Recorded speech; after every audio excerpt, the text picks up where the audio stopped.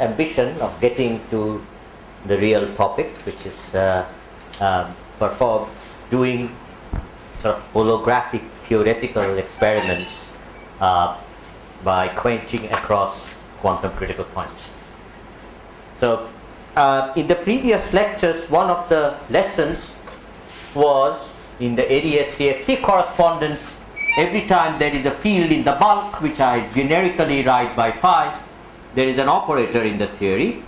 It's a boundary field theory. There's an operator O. Similarly, for metric, there is the energy momentum tensor and so on. And the important thing which I would like you to remember again is that if I look at the solution of the wave equation near the boundary, so this as z goes to 0, this has a typical form which is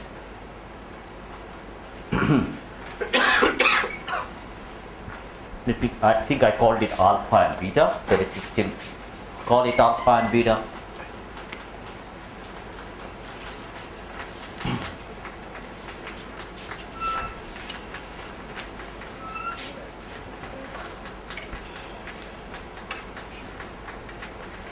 And by a short calculation, we argued that this object alpha should be thought of a source for the operator, in which case this object beta becomes the expectation value of that operator. Okay. So this is the basic ADS-CFT dictionary. Now, what I said is generally true, and I also gave for scalars, I give an expression for this thing called delta.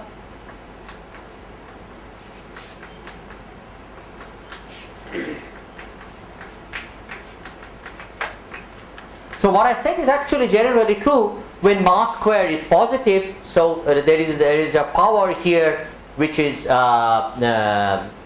one of the solution grows near the boundary, the other solution dies out near the boundary. So in which case one typically calls this as the non-normalizable mode.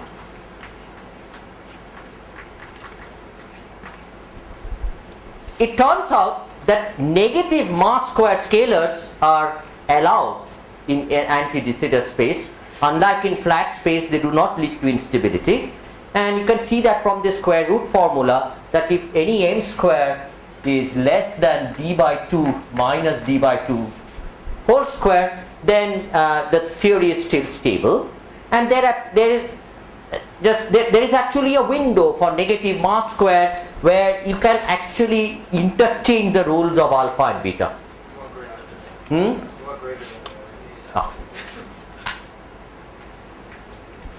Where you can exchange alpha and beta. It will turn out that I will use, in that case there is actually a choice of whether you consider this to be a source or that to be the source. And interestingly, for reasons which I don't have time to get into, they correspond to a renormalization group flow between an UV fixed point and an IR fixed point. These two theories, which are both conformal field theories, are then described by these two different descriptions. Unfortunately, it's a very interesting story which I'll not go into at this moment. So let's just stick that I've decided once and for all what is the source and what is the expectation value of the operator.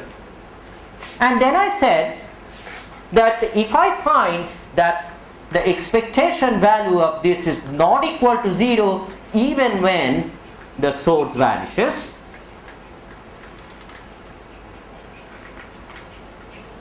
this tells you the state is actually some kind of excited state or some non-trivial state of the theory. So Sumit, I would think of that as like an ordered state. So if this is an ordered parameter of something, it will be an ordered state. Okay. Now I didn't write vacuum here yet. I didn't tell you what that is. Okay. So in generally in a normal situation where there is no ordering, I could still have a state where the expectation value is on.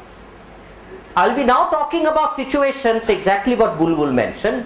Namely, in a given situation, I'll talk about circumstances where this thing is still true, but the state is actually the ground state. And they will typically correspond to spontaneous symmetry breaking. And I'll talk about examples when the passage to spontaneous symmetry breaking goes through a normal second order phase transition or a critical point. So let me sketch the historically probably one of the earliest examples where such a symmetry breaking in fact occurs, which I'll not do in detail. Many of the steps which I'll do, I'll justify in another example which I'll use to do the quantum quench in pretty much in detail, so you will actually see why this kind of thing happens. And this goes by the name of holographic superconductors.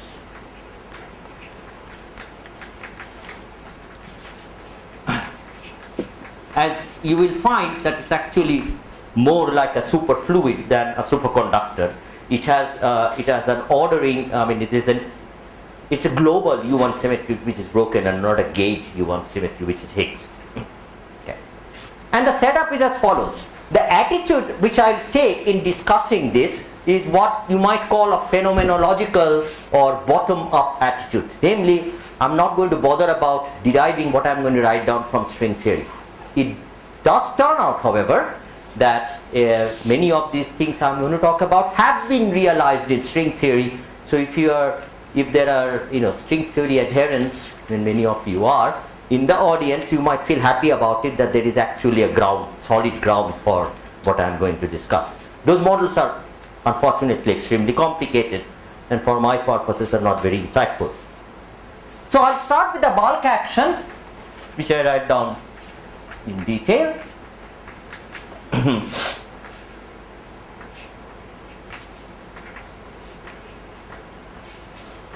This is the Einstein piece with a negative cosmological constant. Having written that, I'll always put that to be equal to 1. Then there is a term which I'll write with a coupling constant, which is the charge, which is Maxwell, and I'll not close the bracket here, but I'll write something later on.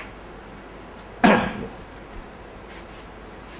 Last time I argued that of course there is a solution to the equations. This is Einstein-Maxwell theory in d+1 dimension with a negative cosmological constant, and of course there is a solution which is just pure ADS space with the gauge field set to 0. There is also a solution which is what is called an ADS black hole, which is also a solution of this thing with a single point source at the origin. What will be in interest for us is a solution which is called the ADS Reissner-Nordstrom black hole, and this is a black hole which carries an electric charge, and let me write down what the solution is. So the solution has the following form.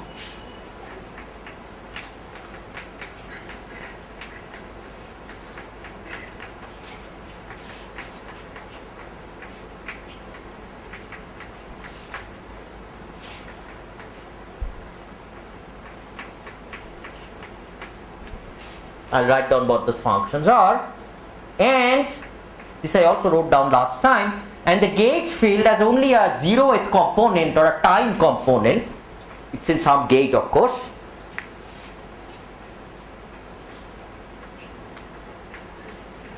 With some parameter r plus raised to the power d minus 2, and now I should write for you what that function f of r is.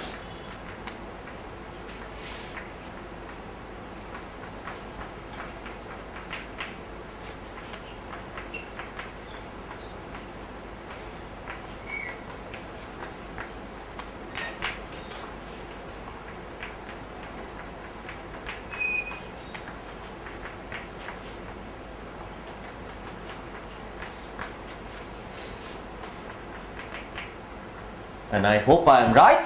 If I am not right, just take it from a book.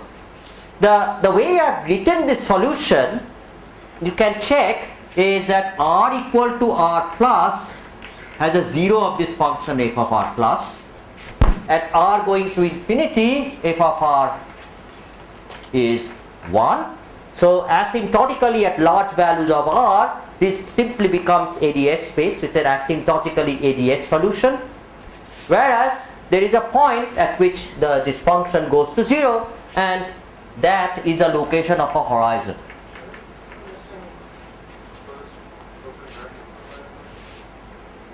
Oh, yeah. So that's wait a moment. And this is one, and that is another. There is no bracket here. Okay.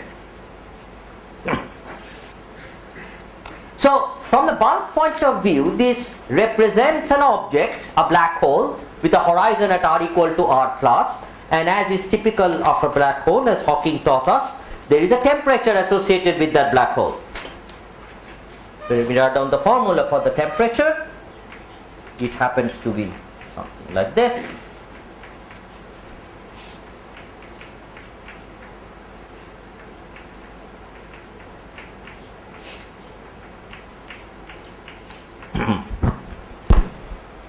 And you can see that the large R behavior, I mean in fact all R behavior, is in fact a Coulombic potential, and the Coulombic potential as is appropriate for d plus 1 dimension, and so the coefficient of that you should call the charge of the black hole, and so it has a charge.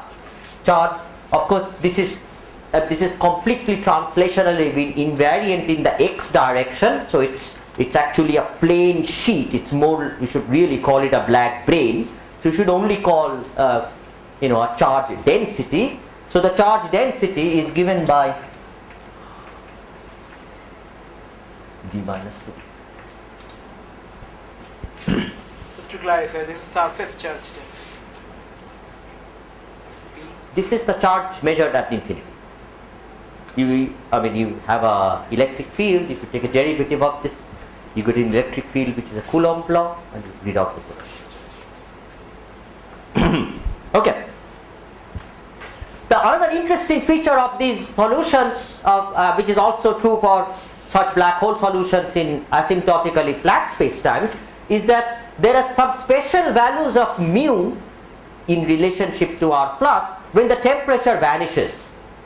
And in fact you can show that if the mu is larger than that, that means the charge is larger than that, these solutions are irregular in the sense that you don't have you have naked singularities which are not cloaked by an event horizon. So that special case, so the temperature equal to 0 is an extreme, what is called an extremal black hole, and they have certain interesting properties. Most of the time I'll be staying in fact at the non-extremal, slightly non-extremal level where the temperature is low enough but still non-zero. Okay, so what does it mean in the field theory? So in the field theory I am told that for every field in the bulk there is an operator. So what are the fields in the bulk? There is a metric, so there is a g mu nu. So the departure from the g mu nu from the ADS metric is going to be dual to some operator. What is that operator? That operator is going to be the energy momentum tensor. So this tells you, and however there's something interesting about, so it's an excited state of the theory. As I argued last time, this is, if you expand this out, what you will find that there is no non-normalizable mode of the metric. All the mode is a normalizable mode of the metric. So it's an excited state of whatever theory you started out with, and in that theory the energy momentum tensor expectation value is non-zero, but it's non-zero in a very special way. The special way being that the energy momentum tensor is exactly a thermal equilibrium energy momentum tensor, and that just reflects the fact that we are actually describing a theory at a finite temperature. So the boundary theory has a non-zero temperature T. What else does it have? As this temperature, Which is exactly the same as this temperature. What else does it have? There is a gauge field which not only has a normalizable piece which goes to 0 at r goes to infinity, but a piece which actually hangs around as a constant. The gauge field goes to a constant. Okay, so let's see what does that mean. A gauge field has to be dual to some object in the theory, in the boundary theory, which carries a Lorentz index. Okay, so if A mu is a gauge field, there should be an object which I'll call J mu, which is there in the boundary theory. This is some object in the boundary theory. And by the ADS-CFT correspondence, there should be a coupling in the boundary theory which couples the non-normalizable part of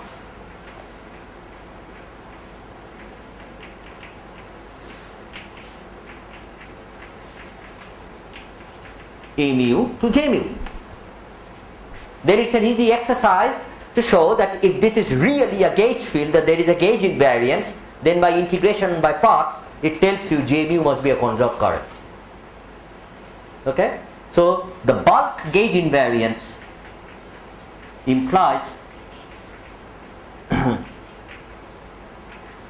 del mu J mu equal to 0. But it's a conserved current. There are no gauge fields on the boundary. It's a global current which is conserved. It's a global current. In this case, it is a global U1 symmetry. So for the ADS Rystrom Nordstrom black hole, what you have a term which is a constant times J0. So that's like having a chemical potential for the global conserved charge of U1. So the boundary theory is a theory with a temperature and a chemical potential.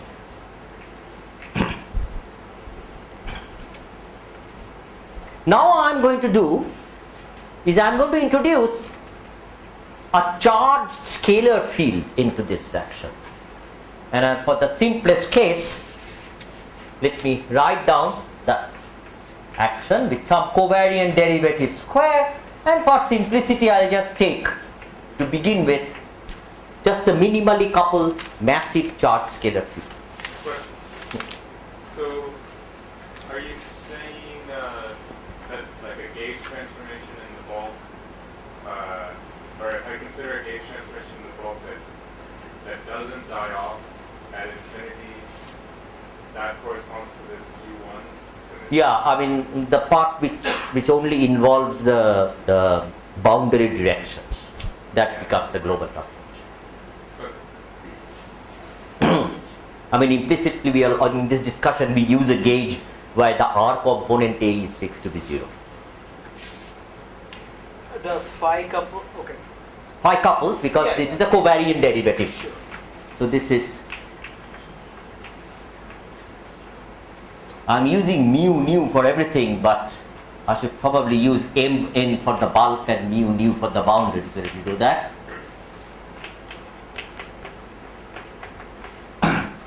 it's the usual covariant derivative. Okay. Of course, this continues to be a solution with just phi trivial equal to 0. Okay, now the equations are changed, namely in the Einstein equation, there will be a term which is 2 kappa square and then 1 upon 4 q square energy moment, again mn, energy momentum tensor for the gauge field plus whatever energy momentum tensor for the scalar field. They are going to be a Maxwell's equation which is the right hand side is whatever current you get from this charged scalar field, and then there is going to be the scalar field equation of motion which is like this. And you are supposed to solve this coupled set of equations, and clearly a solution, this is exactly a solution with phi equal to 0. Okay. The interesting thing is that while phi equal to 0 is a solution, it turns out that it is not always a stable solution. So what you got to do is to look at small fluctuations at phi equal to 0, look at linearize this equation and try to find solutions and see whether the solutions are oscillating in time, growing in time or decaying in time. Okay. And what was found, and this is something which we will actually argue in a different context, is, let me erase these things now, it will not be necessary. So what was found, that for a mass square which is negative but which is bigger than some bound, which is this bound, whatever I wrote down, it's called the Brighton or Friedman bound, but greater than that, and for fixed mu, you could do the analysis for a fixed t rather than a fixed mu as well. So what was found, there exists a temperature Tc such that for t equal to Tc, the phi equal to 0 solution is unstable. Is dynamically unstable, both dynamically and thermodynamically. By thermodynamical I mean in terms of free energies and stuff. So what do? Then you try to look for another solution of the equations of motion and ask, is there a stable solution or not? What's the subscript to m square in the first slide? It's BF standing for Brighton-Holler Friedman, but it is that bound which I said is minus b by square. Okay? And then in a very interesting paper, so this fact was discovered by Steve Gopser several years back, and then it was found by Hartog, Hartnell, HHH and Horowitz numerically, and later on there are other models which people have managed to find some analytic solutions. So what they found is that for t greater than Tc, there is a solution, a static solution, which is the function of R, which is non-trivial, which has the properties that it has no non-normalizable piece at the boundary, which is R equal to infinity, and which is regular at the horizon.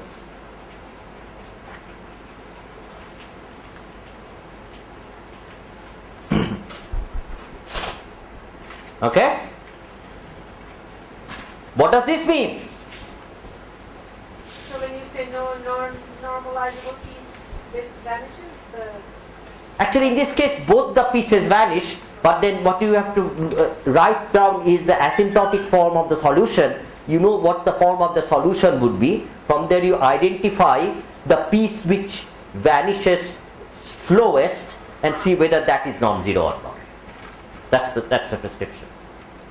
So therefore, what this must mean, since it's a non-trivial R, and since the non-normalizable piece vanishes, the normalizable piece must be non-zero, and therefore what this means is that in the field theory, the dual operator has a non-trivial expectation value.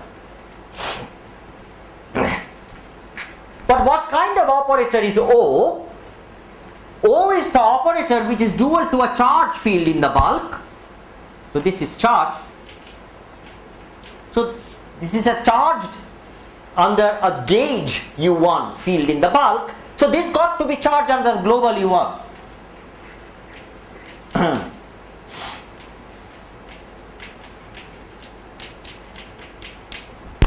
So what you found is a spontaneous symmetry breaking of a global U1. So that's why these are called holographic superconductors. I mean, they were called holographic superconductors, but since there is no gauge field on the boundary, morally speaking, they're really holographic superfluids. Okay? still call them holographic superconductors.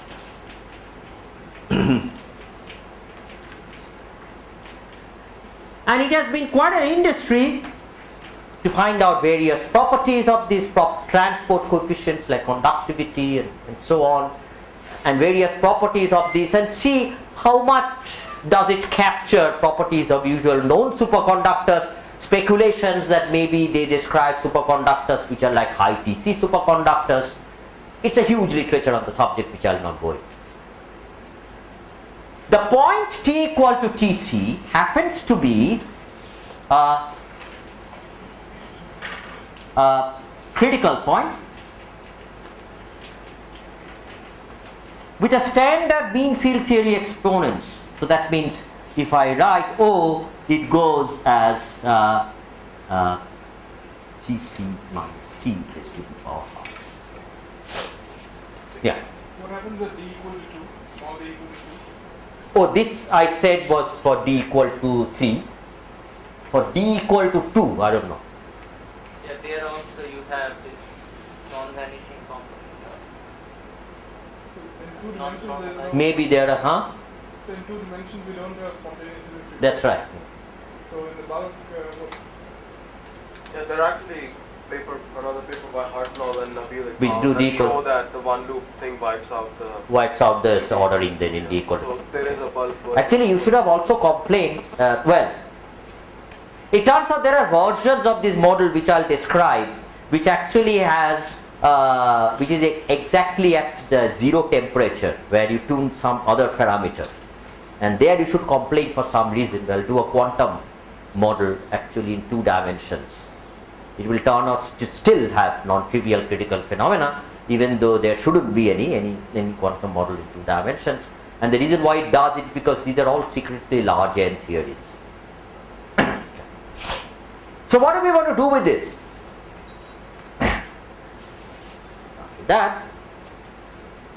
So I'll now describe. So what we want to do is to perform dynamics in these classes of models and try to learn whether there is anything universal about the dynamics because you're working near a critical point or something like that. And eventually what we would really like to do is to have a protocol where you actually cross this critical point, say from the disordered phase, down to the critical point, and look at the subsequent dynamics of, say, the order parameter. So we're going to eventually do something like that, but before that I would like to present some results of dynamics which doesn't quite address that question but actually find something quite interesting. And this is the work of the names. Let me put these things in. I'll not. Let me erase this.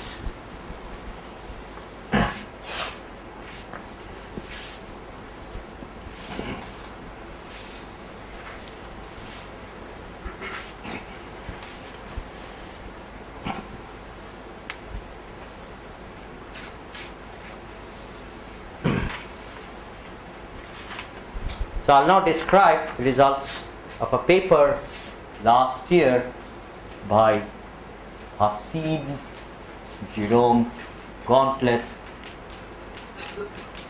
Simmons, Sonner, Toby Wiseman, who do the following.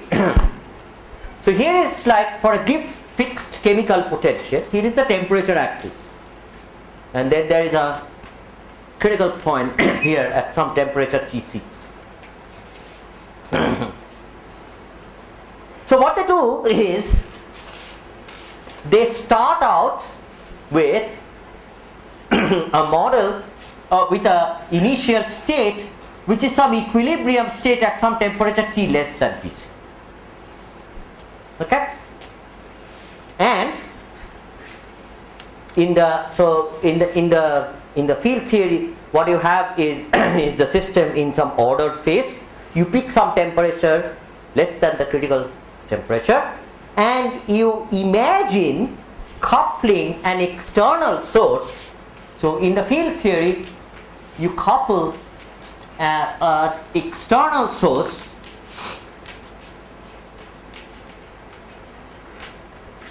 which couples to the order parameter.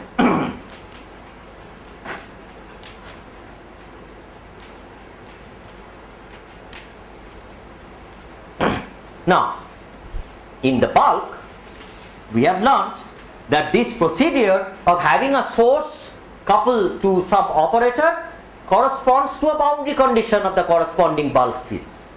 So you impose some boundary condition on the charge scalar.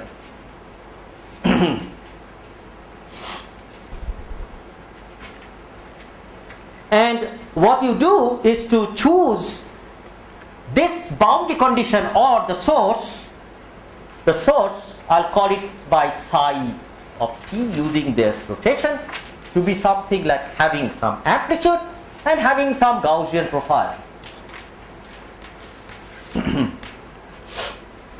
So this is something, a source which is turning on and then turning off in some smooth fashion, pretty much like the example of black hole formation which I talked about in the previous lecture. There you also coupled a source. In that case, the source was some boundary value of the metric which smoothly turned on and smoothly turned off. Okay, and look at what happens to the problem. Okay, and then they just follow the time evolution of the system. You have imposed some boundary conditions, you have some initial conditions, the equations are well defined, extremely non-trivial problem in numerical relativity which they solve, and then they find out what happens to the order parameter. So basically you solve for the bulk field, fix at some later time, extract out it from the normalizable piece of that bulk field, that gives you the expectation value of the operator. So you calculate the order parameter as a function of time. It's a numerical calculation.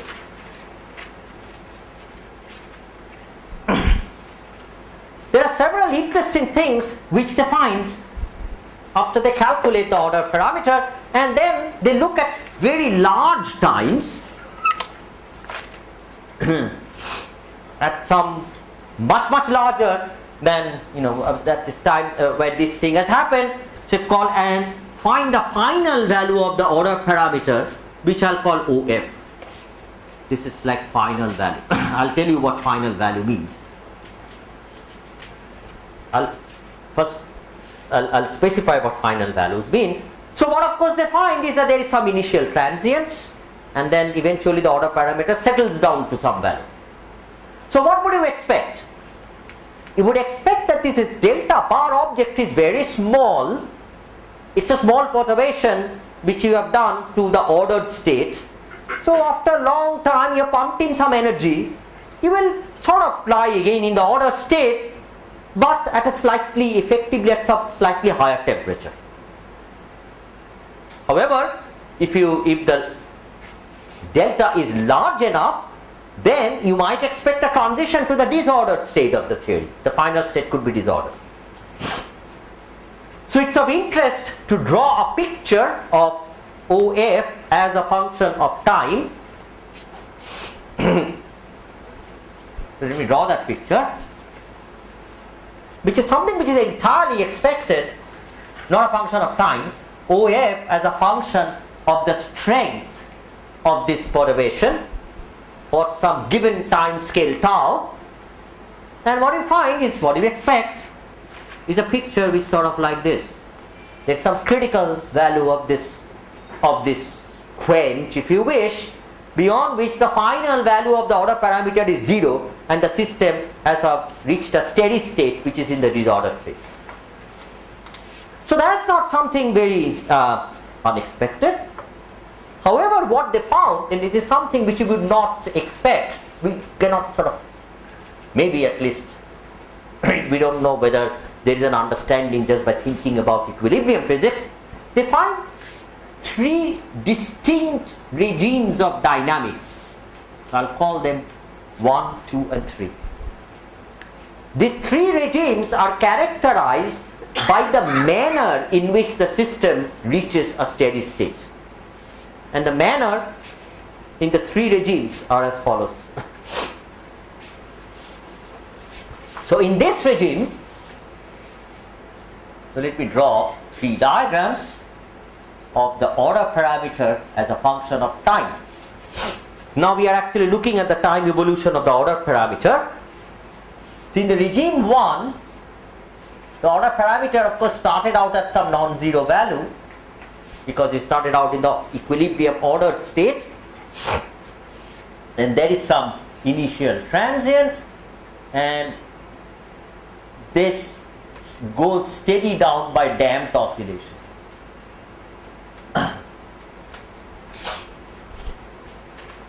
There seems to be a sharp transition to a region 2 where the order parameter also goes to some non-zero value, so from some this, but by an overdamped.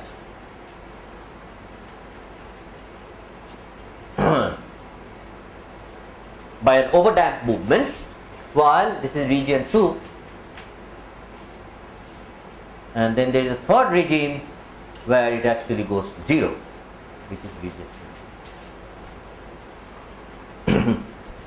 They interpret this result of having some kind of dynamical transition between these regions 1 and 2, where the approach towards equilibrium is quite different, and which is something which you possibly wouldn't have guessed from equilibrium physics.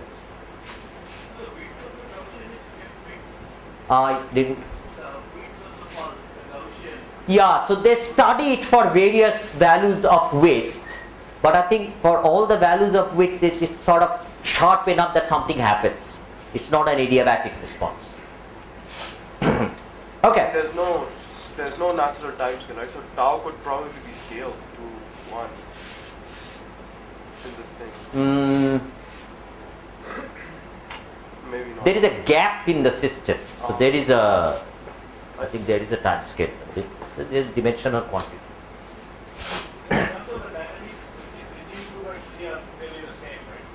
2 and 3 are really the same. The only difference is one of them it goes to a non-zero value, the other, and it smoothly goes to some zero value. The real transition they want to claim is between 1 and 2. And there were some subsequent papers which explored this dynamical transition, but I haven't read that, so I will not report. This is not, of course, a quantum quench which takes you through the critical point. I'll now describe a very simplified situation where you actually can study that, and to a very large extent in an analytic fashion, and in a way which I think gives some insight into origin of some universal properties.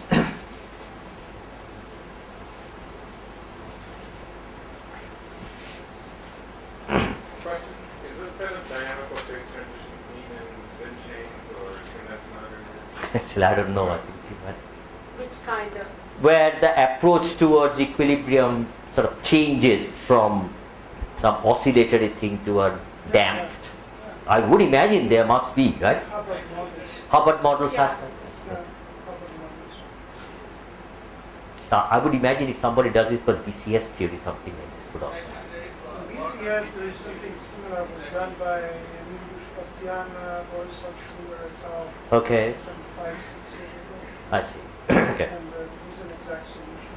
It reduces to an integrable central scheme problem. Oh, that's interesting.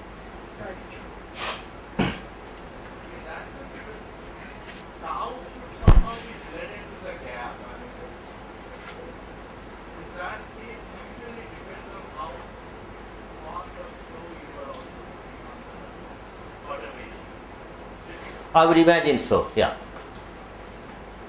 But I think the taus they choose are ones which are such that, it's not an adiabatic evolution. So you already have crossed that threshold. That's my impression. Okay. So let me remind you of the barest essentials of what I'll call a kind of general thing of a Kibble-Zurek mechanism, not in terms of defects or anything, but a very simple fact is as follows. So, and I'll do it in a context which is very closely tied with the holographic example which I'm going to do, so that we can compare notes.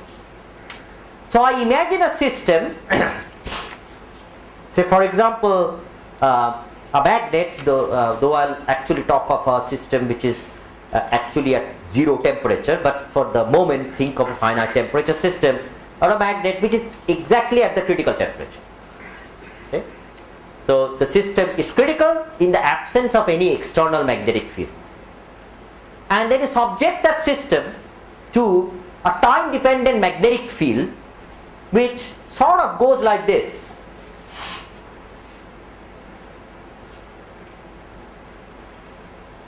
So T is equal to Tc, and here is a magnetic field as a function of time. Some nice smooth function which asymptotes to a constant positive value magnetic field and it flips down to a negative value at some point. So there is a scale in the problem set by this magnetic field, that if the evolution is very slow, initially very slow, right? For example, this could be like a example which I will always use is like a tan hyperbolic function. Okay, maybe a minus of tan hyperbolic function. So initially, of course, the Adiabatic theorem would hold, and the system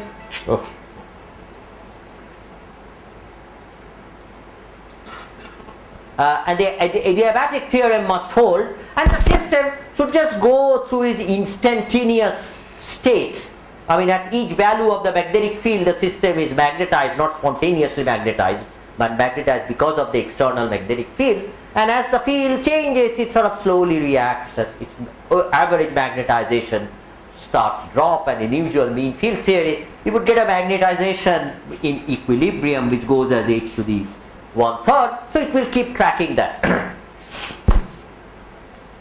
However, as has been of interest in many of the talks, there's going to be some point here where the system will not track anything, because in the presence of a magnetic field there is always a gap, but once the gap is going to vanish exactly at t equal to 0, that's where the critical point is lying. And since the system is becoming gapless, any rate is infinitely fast. So something is going to happen to that system. And what I generically call Kibble-Zurek kind of agreement says that as it enters this regime, and people usually use various kinds of drastic assumptions, like you go from an adiabatic to a diabatic and so on, but the end point of that claim, of that guesswork, which is a very good inspired guesswork, is that the eventual time evolution of that system, properties like one-point functions or the excess energy will carry some universal signatures of that critical point. For example, the kind of thing which I will sort of, if I consider some operator in the theory with a conformal dimension x, and the understanding is this is going to be some power which actually turns out to be this power times a scaling function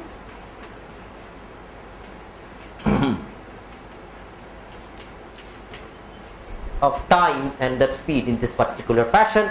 Z is the standard dynamical critical exponent, x is the dimension of this operator, and nu is that the whatever exponent is still. So how the operator vanishes as a function of the external. What is this V? V is this V. This is the scale of change. Okay. So we want to get some insight into this entire mechanism, because there is no known very general theoretical framework to understand this kind of things, and we want to see whether this kind of thing, one of our aims has been to whether this kind of thing can be understood in these models which have holographic critical phenomena.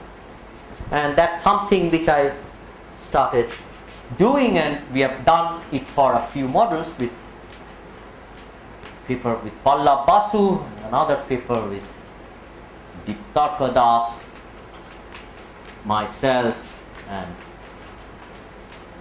Suma Nishioka, and a few other papers which are going to come pretty soon, of some very elementary considerations by which we try to understand what is the mechanism by which this kind of thing happens.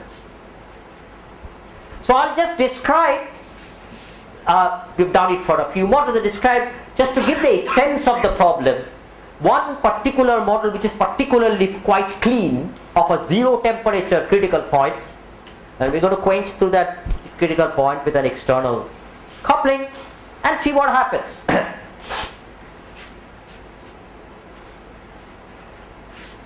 So that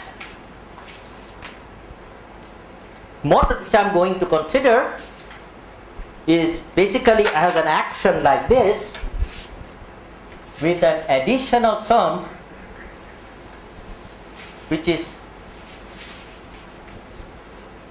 some coupling. I want to keep non-linearities of the theory, but want to keep it as simple as possible in order to isolate the phenomena. So I'm going to have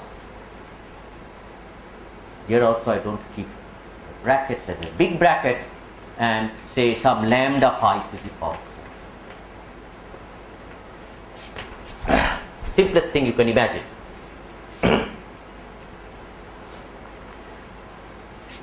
The other ingredient that which I want to do, this thing had a time, it had some ADS radial coordinate and a whole set of flat coordinates dx. I will pick one of them to replace this by dx and d theta, where theta is an angle. So one of the directions I have made into a circle dimension. Now that has an interesting effect. If I forget about the gauge field and forget about the scalar field, just try to ask what are the solutions of Einstein equations such that on the boundary you have really a compact direction. The answer is not ADS space. It's actually an object which is called an ADS soliton. The reason why it cannot be ADS space is that if you just write down the ADS space metric and go all the way down, if that coordinate, if you remember in these coordinates, ADS space sort of looks like this, and there is a d theta square and the rest of the dx square, and plus some dr square by r square, and r goes from infinity to 0. So if r did really go to all the way to 0, the compact direction, the physical size of the compact direction would have shrunk to 0, and there would be some singularity. Okay. So the way the theory resolves this singularity is to actually cap it off. In fact, there is a solution which looks like this, something called an ADS soliton.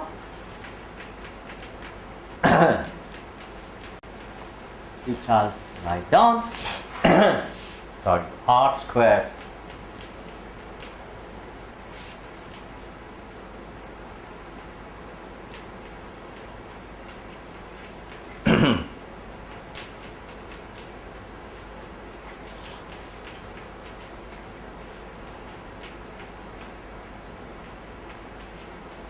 where f s of r is another function which is pretty much like that function which appeared for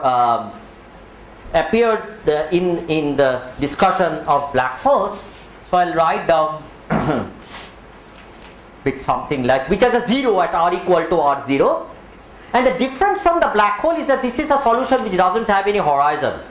This function doesn't sit in front of dt square, it sits in front of d theta square, and exactly at that point the geometry caps off, and roughly speaking the geometry sort of looks like this. Everything is smooth everywhere, constant curvature. The reason why we do this, this of course not the only model which we did, but it's because it's very clean. This. You said the metric that you wrote on over there on the right hand side is singular. if R went all the way to 0. Yeah. So that means the R0 going to 0 limit of this thing is somehow. Yeah, but then you have to look at what happens when R goes to 0. When R goes to R0, what you will find here is that it has just a single 0, and you can make a transformation of coordinates to make it locally flat space. I mean R0 going to 0. R0 is controlled by the radius. Oh, I didn't write what I meant R0. So R0 is some 1 upon the radius of the theta direction up to some value. R0 equal to 0 is precisely the point where the circle at infinity is of infinite size, and there is yeah, okay. Okay. Locally, this patch is just simple flat space. Nothing funny about it. Okay. And so everything is quite smooth. And if you write some, say, Laplace operator on this background, it has a discrete spectrum. And that's very useful in the analysis which I'm going to do later on. Is it because there's some kind of boundary condition which makes the spectrum discrete?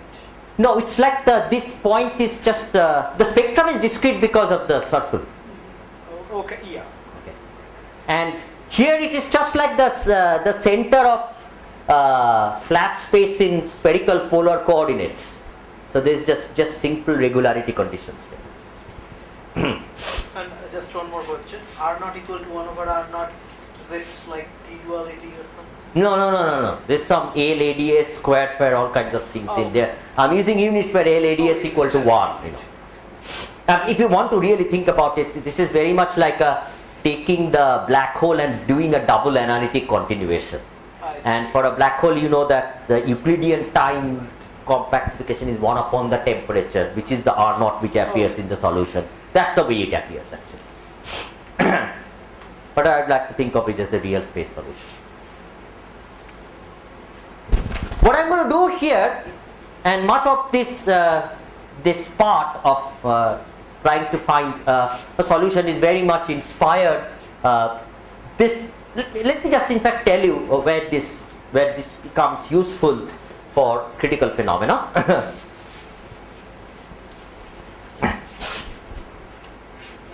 So in a paper of Rui Takayanagi and Nishioka, what they considered is the ADS soliton in the presence of a non-trivial gauge field. So far I haven't considered the gauge sector at all. Okay, and they solved the equations, the Maxwell, in an extremely trivial way. They solved the Maxwell-Einstein equations. And so let me draw with the gauge field. And there are in fact two solutions which you can write down. But of course with the gauge field, I got to tell you what the boundary conditions of the gauge field are. But I said the boundary conditions of the gauge field is the chemical potential of the boundary theory. So I first specify what I am looking for. I first say that I want to have a zero temperature theory. So no black hole, nothing of that sort. And then I say I want to add some chemical potential to that theory. Okay? And the first solution is a little bit strange. All it does is to just have a constant A0 and ADS soliton. This is trivially a solution. You might wonder this is a pure gauge, but it's a little bit subtle because the gauge transformation which you need to do is in just linear in time. So this is the solution for all values of R. So what does this mean? It means a chemical potential without any charge density. The Gibbs free energy is independent of the chemical potential. It's a kind of a strange state, but it is like, taking a thing and ramping up the constant potential at some value. It does have a very non-trivial effect, as we will see in a moment. And there is another solution where A naught is given by that formula I wrote for a black brane. I forgot what is D minus 2 maybe, and not the ADS soliton, but an ADS Reissner-Nordstrom extremal black hole.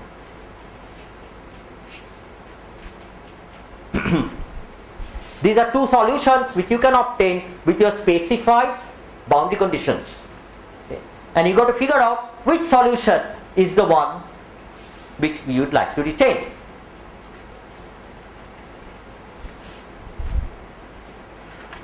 I'll not write down the soliton anymore to keep track of the time, but I think I'll finish.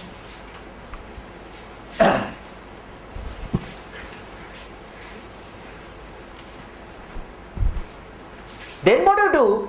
You calculate the free energy of the solution, in this case just the energy in fact, of that solution as a function of the chemical potential with some with some fixed R plus. Then what you find, there is thing which I'll call mu c such that to the left of mu c, for low values of the chemical potential, the solution which is favored is the ADS soliton, and the solution on the right of it is the extremal black hole.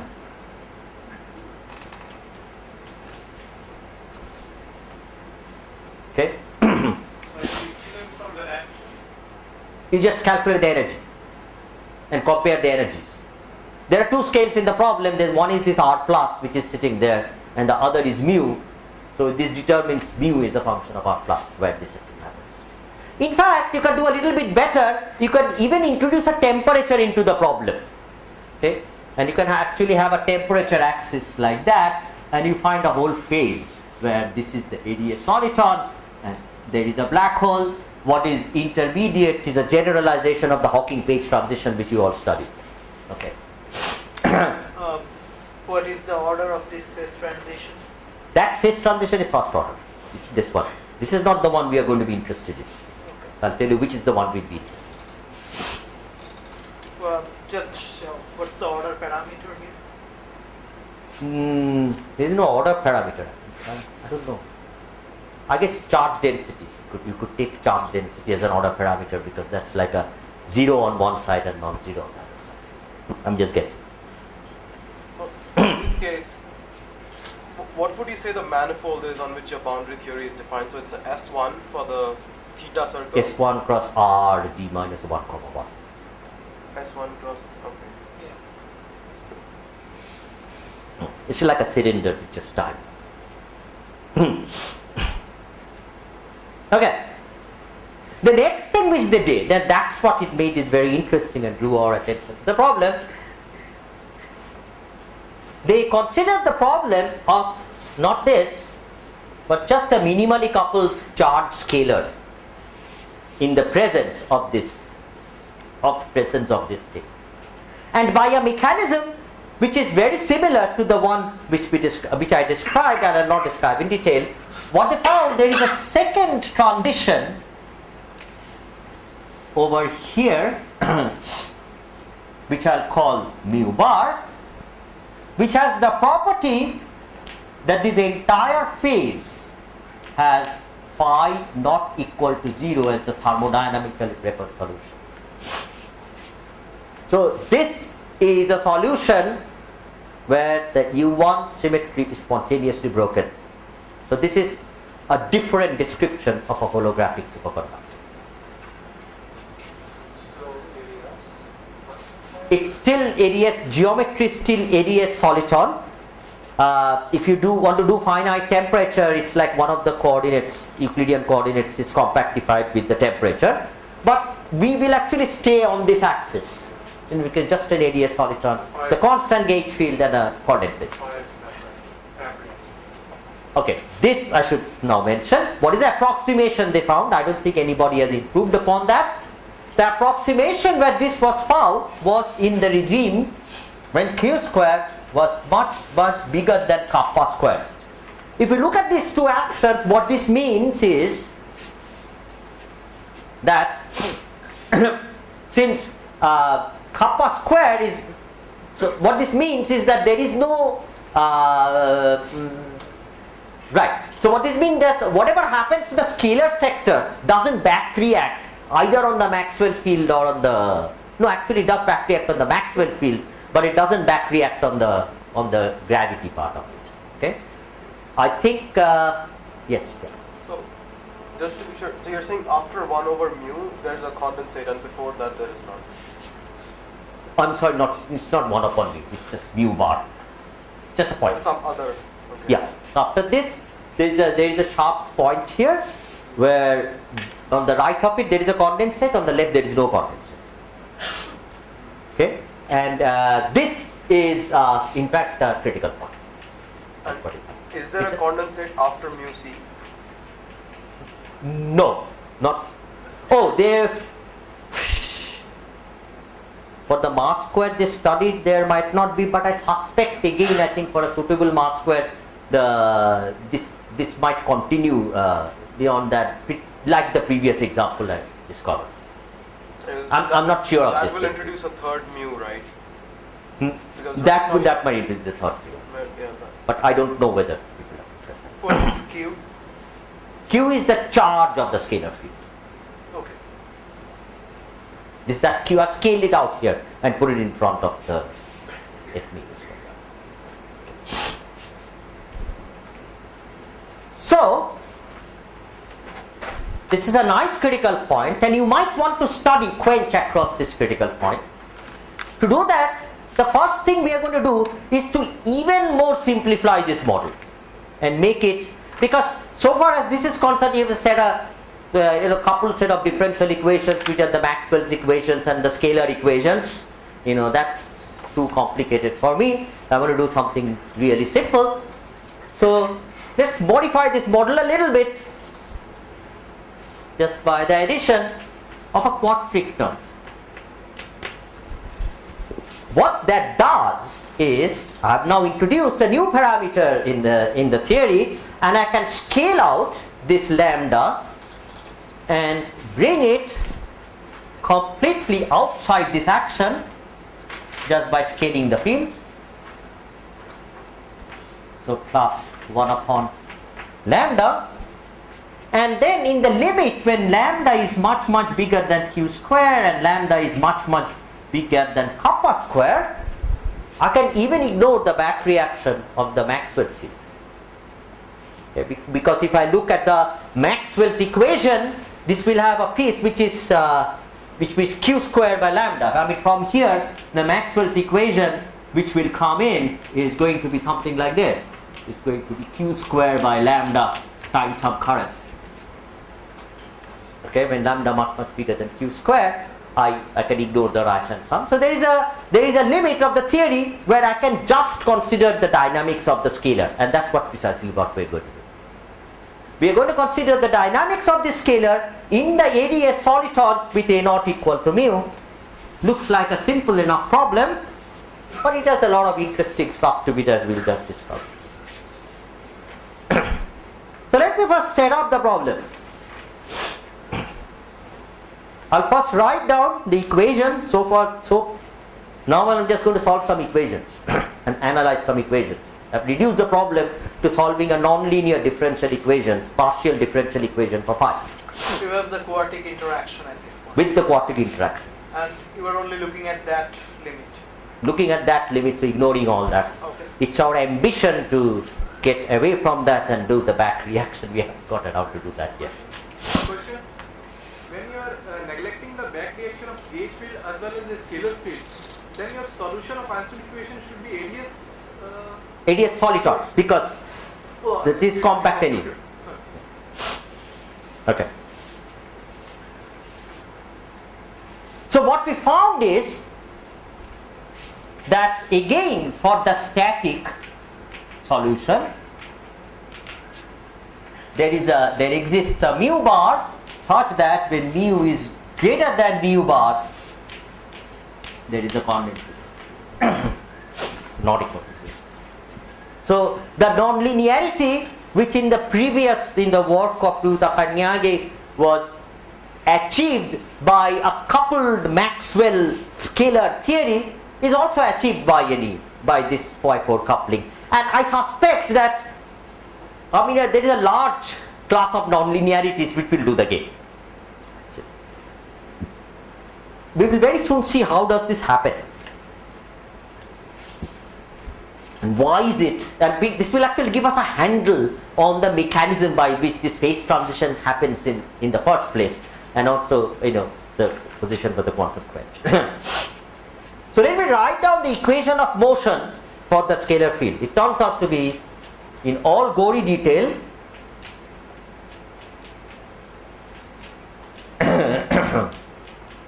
This is the kinetic term with the covariant derivative in it. And this I am going to do for d equal to 4. So it's like an ADS5 soliton. The results would be very similar for other values of d, unless you go to d equal to 2. I don't know what happens there. This function fs of r is something we don't need to know very much about it, except for its property that it has a 0 at r equal to r0. Fine. And it's quite easy to see where the various terms come from. The cubic term comes from pi 4, the other part square, the rest of the kinetic terms. Now, generally, always, for all values of mu, regardless, the mu enters into the background through this, okay, and the background enters to that. For all values of mu, phi equal to 0 is a solution. So it's a question of whether that solution is, in this case, a thermodynamically stable solution or not.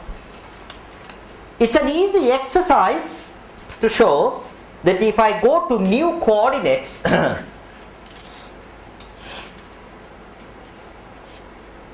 which I'll define like this.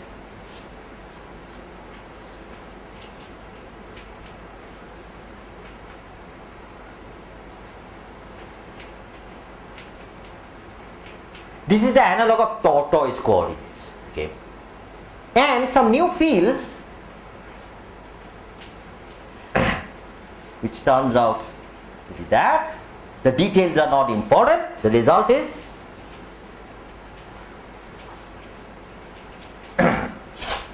this equation becomes an equation of the Schrödinger form, and that's very useful because we have a lot of intuition about Schrödinger equations.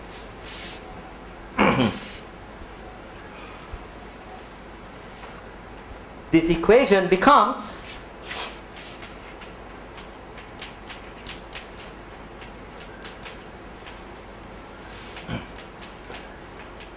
some operator which I'll write down plus a cubic term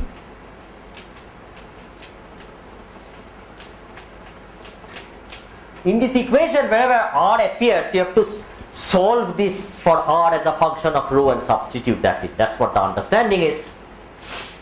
If I ignore the non-linear term, this is like a Schrödinger equation, except there is this kind of a magnetic field kind of term, and a mu times del t term, which comes originally from the scalar potential of the theory. To clarify, phi r, the last term is psi. Last term is psi. That's the definition of psi, Okay. which I'll want to write as a function of rho. So from now on, psi will be my scalar field and rho will be my radial coordinate. Okay? So psi is a function of rho and t.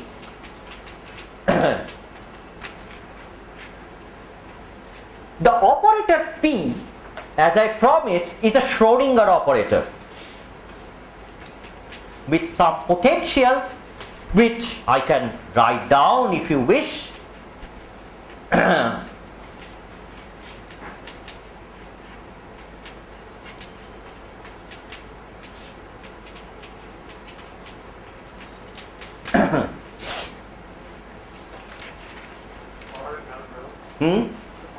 It's a raw r, so you have to re-express r as a function of rho. It's a complicated, but you can draw it mathematical. Let's draw all kinds of things. So you can draw the potential. One thing I should tell you about interesting about rho is that at r equal to infinity, rho is equal to 0. But when r is equal to r naught, which I have chosen actually to be equal to 1, rho actually goes to some value phi star, which is 1.31 or some such thing. It's a finite value. And we're going to work for a mass square, which is again negative between the Brighton-Hare and the for experts and unitary, some range among m square, which is interesting. And you can show, I will not show this, you can show that this operator P has a positive spectrum.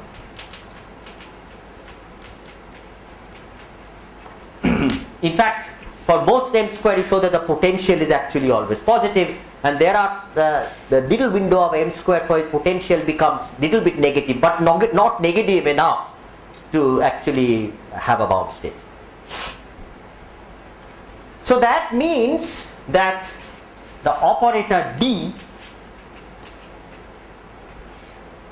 has a zero mode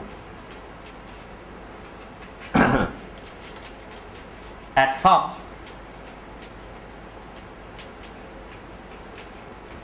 as I keep increasing mu, I mean the spectrum, which is always positive, starts going down. At some point it hits a zero. That's the point I'll call mu bar. And then you have to do a numerical calculation and solve the static equation without the left hand side. And what you find, it is precisely from mu equal to mu bar that a non-trivial static solution starts existing. So the zero mode of this field sort of signals the onset of a critical point in the theory. And this zero mode will play a very crucial role in what I am going to talk about. Okay?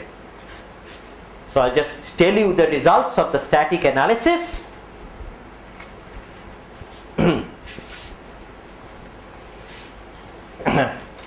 So what you find is that if I draw the expectation value of O is usually used by the same way. You solve the non-linear equation of motion, you look at the asymptotic values of psi, and then from that you read off the thing requiring, when I say the zero mode, it's a solution of this operator with the condition that it vanishes at the boundary in a suitable set and it's regular at the tip.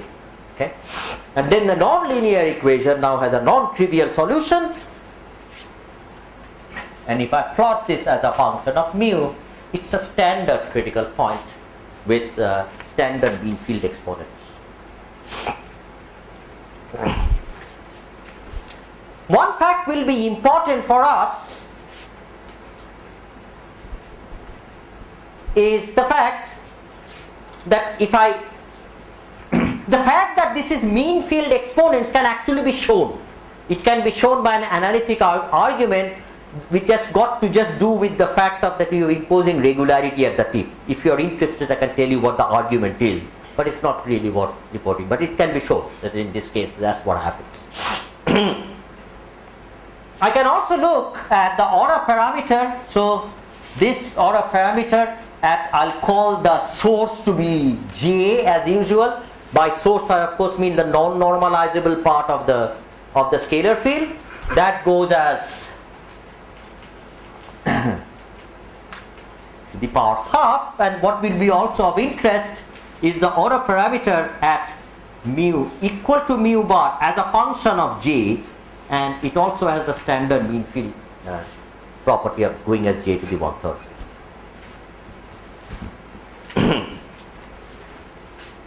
It would be nice if we were able to probe this critical point by a quantum quench by changing mu. But mu is a property of the geometry of the theory, so that actually requires solving the Einstein equations in some non-trivial way, and I suspect that if we want to do a good job, we really require this sophisticated numerical relativity. But since we are only interested in some universal scaling features to see how a scaling feature can emerge in the solution, we might as well do something else. Namely, we stay at mu equal to mu bar and ramp up J crossing the critical point. So this will be our problem of quantum quench.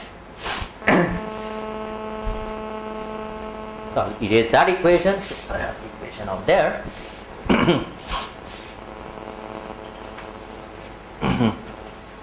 So in pictures, what we are going to do is, as a phase diagram, there is J and there is mu, and there is a mu bar where there is a critical point.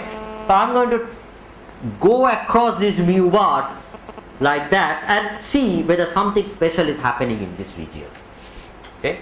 The J I'm going to take is of that standard form. Actually, I'll go the reverse way.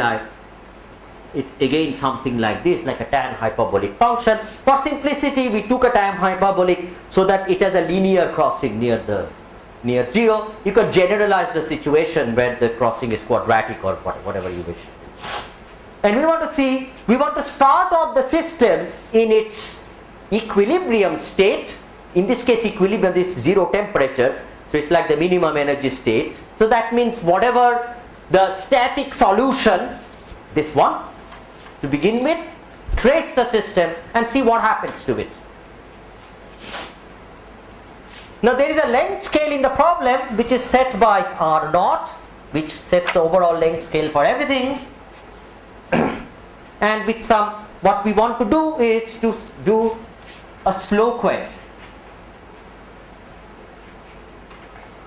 So the first thing is that in the region when this is really changing very slow, you would expect that the response will be adiabatic.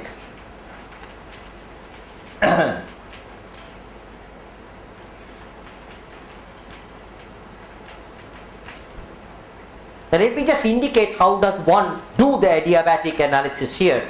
The great thing about ADS-CFT is that all these quantum problems has become classical problems of standard differential equations. So you just do a classical adiabaticity analysis. Okay. So how do you do it? It's completely textbook material, quite standard. But let me indicate this anyway. So you want to find a solution psi rho of t of that equation, and want to start with the adiabatic solution, which is this, where this is the solution of the static problem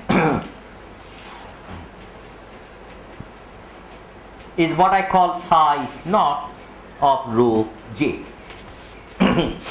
So what I've done, I've taken the solution of the static problem, which I know how to solve, and just by hand replace j by j of t. That's what we call the adiabatic solution. Of course, this will not be a solution of the dynamical equations of motion, so you have to correct it by a set of things which are called this square. And as is common in classical adiabatic perturbation theory of any differential equation, you will now derive this epsilon is a small parameter which I have introduced, which is the adiabaticity parameter, and the technical way of doing that is to rescale the time such that every del t becomes an epsilon times delta t. So just write out this equation in gory detail and equate terms order by order in epsilon. Okay, so that will get the equation, and just to give you a feel for what these equations look like. So let me just write down the first corrections, the first adiabatic corrections to this theory. 10 minutes. The first adiabatic corrections is an equation for psi 1, and it turns out that that equation you can easily derive from this. I'll introduce a function called g of rho.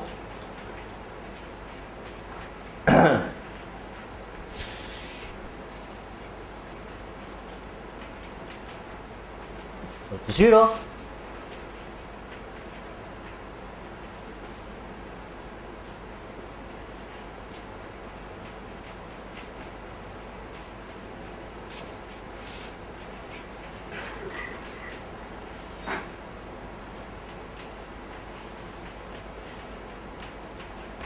And I should make a few comments about these equations. Now, these equations are actually ordinary differential equations where the variable is rho, because in the adiabatic analysis at every order the time is to be regarded just as a parameter.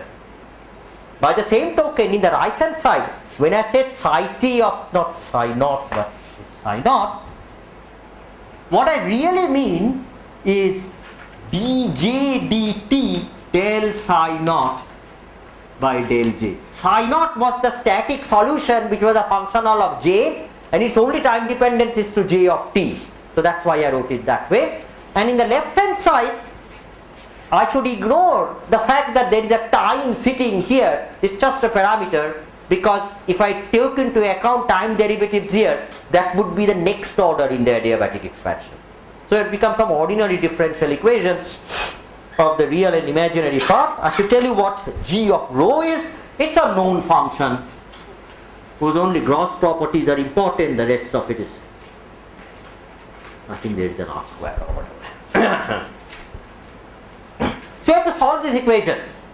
So these are ODEs with sources. The correction is has an equation which is a source, which is the previous order, and this keeps going order by order. That's the way adiabatic expansion always works. Which paper derives these things? This is a paper by Vallabh and myself. Okay. I think, did you reference that earlier? I wrote down the names, but I didn't give Okay, the. that should be enough. When the notes will finally be on the web, I'll give the detailed references. Yeah. But this is really very standard. But the results are not standard, but I think the procedure is very, very standard. Okay. So let me actually now get rid of this equation. That's not what we're going to do. So how do you solve an equation like this? It's an ODE with a source. So you first find a Green's function. Right? And then you convolute with the Green's function and write down the solution. For example, the solution of this thing, say for this one, is going to be something like this.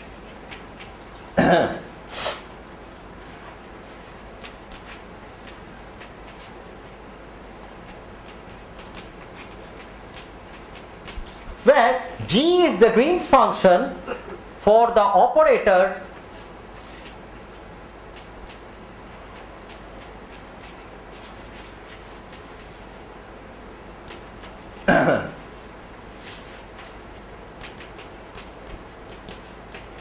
you're going to find the Green's function. Of course, I'm not going to find the Green's function for you, but I'm going to estimate it. And the way to estimate it is as follows. There is one crucial result which we proved when we did the static analysis, that this operator has a zero mode. This was the operator which appeared in the equation with mu exactly equal to mu bar. That's exactly the point where there is a zero mode. Okay, so close to the point where j is very small, we are only interested in this region.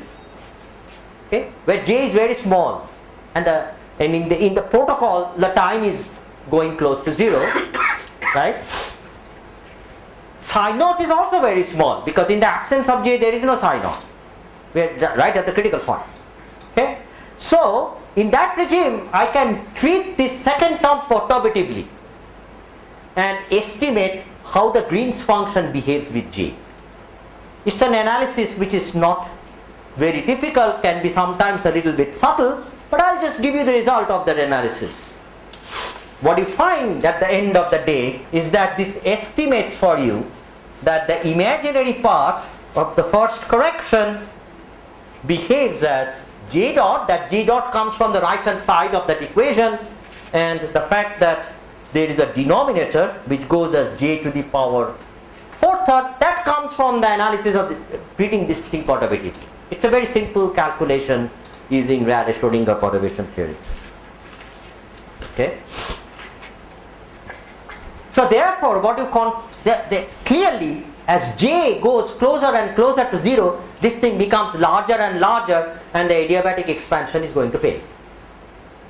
So from there, you can estimate when is it that the adiabatic expansion goes to fail, and since near j equal to 0, j is actually v times t, you can estimate from this that the time for adiabaticity failing goes as v raised to the power minus 2/5, and at that place the solution psi naught is of the same order as psi 1, they goes as v to the power 1 3.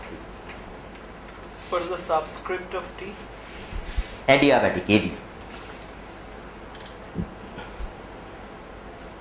Okay. These numbers will soon play a role, and this is also kind of analysis which usually one does in quantum analysis. By looking at quantum in the quantum system, do a quantum adiabatic expansion and find out when adiabaticity fails. It's just an analog of that in the classical theory. So what happens when adiabaticity fails? Having an adiabatic expansion means that in that region there would have been an expansion which is a Taylor series in V. V is the rate, which is time derivative. So once that fails, there is no Taylor series expansion in V. What I'll now argue is, in fact, so there is no Taylor series expansion. So this is the critical dynamics which I'll now derive.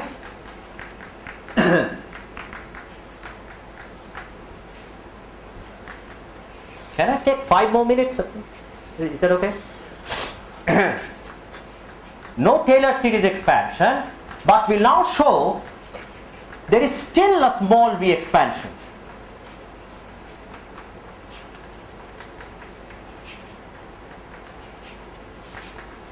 In powers of v to the 2/5. That's the 2/5 which comes here. And the way you show this is as follows. The first thing which you do is you separate out your solution from rho to the some power times j of t. This is the driving, this is the non-normalizable piece, plus something which I call psi s. This is just a convenient decomposition, but it will play an interesting transmutation in what follows. Okay. Remember, in the differential equations we were starting, they were homogeneous differential equations. There was no source for the differential equation. Okay. ADS-CFT takes a quantum problem and makes it into a classical problem in one higher dimension. That's what it does. At the end of the day, we will see that in the critical region, what this problem will reduce to is a classical problem, but in the same number of dimensions, with J actually acting like a source, and it will be like a Landauerian of dynamics. And then I'll just now indicate the steps. So then you sort of conveniently inspired by that, you convenient to define a new time variable and a new field, just to take away powers of V, conveniently, there's nothing non-trivial about it, and you rewrite that equation.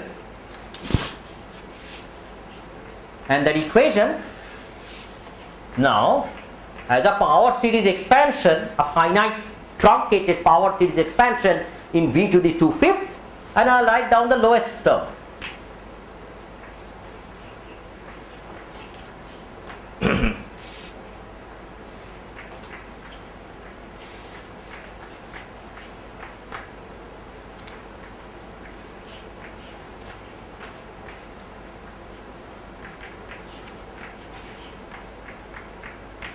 There's nothing unusual about this. I've just made some substitutions and done it. But the interesting thing that has happened is as follows. What I've done in going from that equation which I erased, I have used j of t to be just v times t and replace this t, the proportional to eta. And you can see where this term comes from. This is that operator which has the zero mode. The solution was written like that.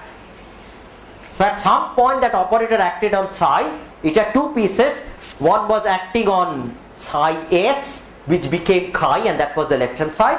But then there was a piece which acted on this part, and in this part the only rho dependence was here. So that's why d of or rho to the alpha, j just hangs out and comes out about like this. Okay. The thing to note first is that this square bracket, if set to 0, becomes an inhomogeneous differential equation for eta, for chi, and we will see that this will sort of transmute itself something very nicely. This equation immediately suggests something very interesting. It almost cries out for expanding chi in terms of the eigenfunctions of the operator D. Okay? So let's write phi n equal to lambda n, and this is where for the analysis it became very convenient that you had a discrete spectrum. So you write chi as chi n, which is a function of the time. Remember, this is time. Time is the modes. It's a function of rho, and plug it into that equation. And of course, this d acting on this is going to bring down the lambda, and you immediately see there is something very special about the zero mode. The part which is the zero mode, just write down symbolically what this equation would become.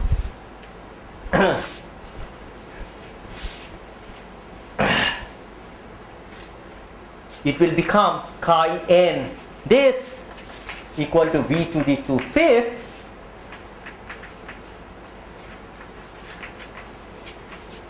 plus some coefficient which I call n1, n2, n3, horrible equations, plus some other coefficients, let me call it, I don't know, call it ln theta plus order v to the 4. These are coefficients which are obtained by integrating, by taking an inner product with the size on the right hand side. It has now become a set of infinite set of coupled differential equations, ordinary coupled differential equations which determine the dynamics of the modes. And clearly for lambda n equal to 0, or the zero mode n equal to 0 satisfies an equation. So the zero mode is very different from the non-zero modes. All the non-zero modes, because of the overall factor of v to the 2/5, are suppressed in the small v limit. Okay? But the zero mode is not suppressed because the left hand side is 0. So the zero mode satisfies an equation with the bracket has to be set to 0. Right? So you can systematically write a solution which is writing the zero mode as some piece, and then the non-zero mode which is suppressed by powers of v to the 2/5. And I'll just write down what is the equation which is satisfied by the zero mode. What is ln? It's some integral 0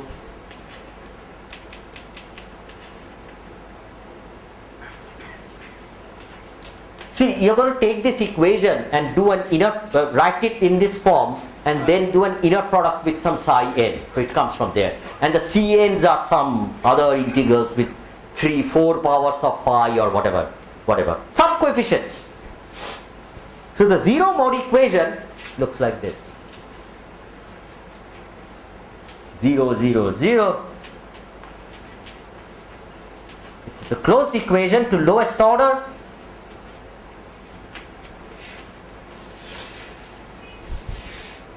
And this is like a standard ordinary differential equation with a source term, the source just being proportional to time, and clearly the solution is up to just some function of eta. Going back to the original variables, this shows, and then the non-zero modes are suppressed.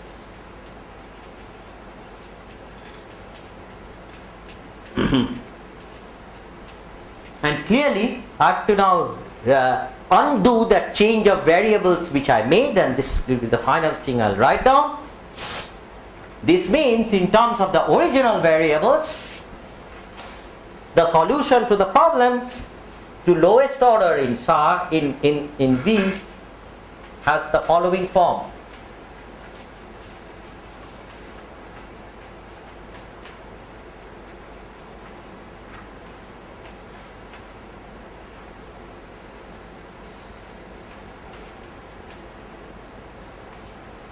V equal to 1, psi s, remember, was the solution with the source taken out.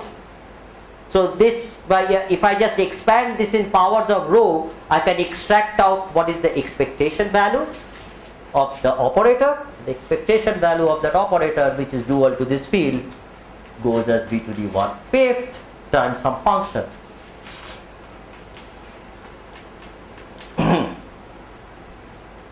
This is a scaling solution, and the fact that we would obtain a scaling solution maybe is not that surprising. But what might be interesting, and this is something which see in many of the other models which we have considered, is the way this thing appears. There are two steps which it appears. That is, it always turns out to be true that these critical points are characterized by an emergence of a zero mode, and it is only in that critical region the classical dynamics in one higher dimension actually collapses to a dynamics. In this case it is homogeneous to just the dynamics in terms of time. Okay? And of course many of this analysis is a little bit subtle, and nothing is like calculation, nothing like a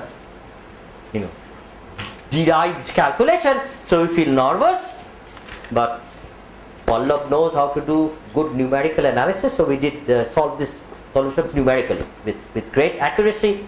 We could verify these exponents 1/5 and 2/5. There is a similar scaling relationship for the energy.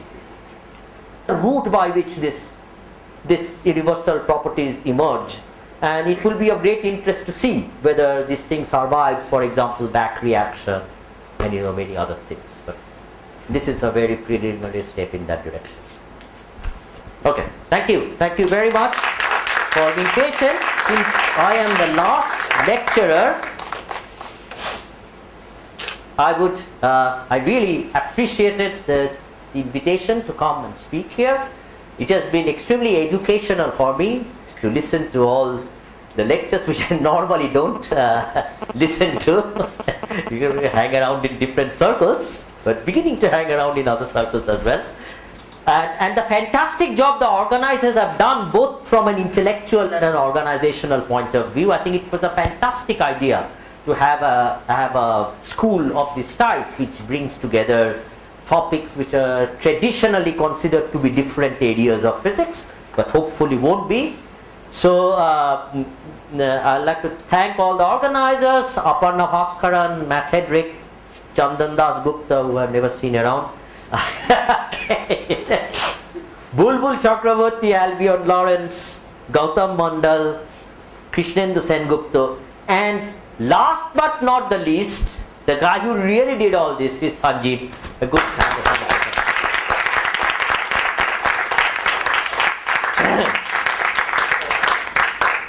So let's thank Sumit again for wonderful lectures. Well, can I get the gift I talked to Avinash without the box? Thank you very much. But Yes. Avinash, I can pick up one of these from ICTS? Yes, okay, good. Okay. I don't want the box. You don't want the box? No, I don't want the box. Because I am just a carry-on. Box out, yeah. Yes. Okay, so I think we should also thank the students who survived all the lectures. Absolutely. And making this possible. So, and any feedback you can give us if you haven't, it would be greatly appreciated. Wow. And Sanjeev, yeah, you've done a marvelous. And also this organizer from Brandeis, because I think they initiated the first Yeah, we just did this yes. thing, because of which it happened. Also, yeah, I'd like to thank the physics department Yes. for giving us these Yes. facilities. Yeah, and all of the And people that have been ICTS for providing us the fund, and especially the secretary in the ICTS. And they are wonderful actually. I mean, you must have realized. And also RRI administration, because they are taking care of this all this accounting stuff. And of course Mariappa and Yes. Mahadeva. Yeah, I don't know if I have forgotten somebody. all of everyone who's Everyone, helped. I guess. Thank you. So there is a last coffee break outside. Oh, good. So we can